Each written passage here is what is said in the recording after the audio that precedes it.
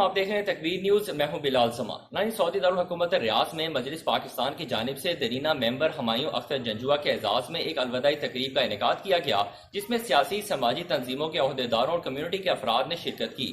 تفصیلات عابد شمو چاند کی اس رپورٹ میں۔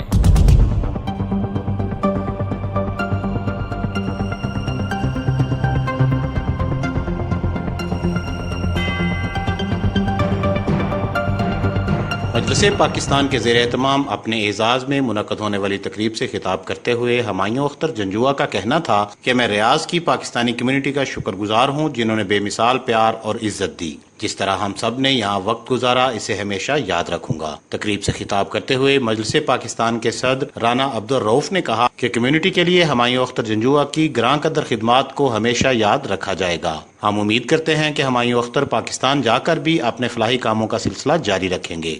ہمایوں اختر جس طرح تنظیم کے لیے ایمانداری سے کام کرتے رہے، وہ قابل تحسین ہے۔ تقریب سے میاں حامد، سرور خان، ڈاکٹر زید مرتضی، عبدالرحمن ناصر، امین تاجر اور دیگر نے بھی ہمایوں اختر کی بے لوث خدمات پر خراج تحسین پیش کیا۔ تقریب کے آخر میں مجلس پاکستان کی جانب سے ہمایوں اختر کو قرآن پاک کا تحفہ بھی پیش کیا گیا۔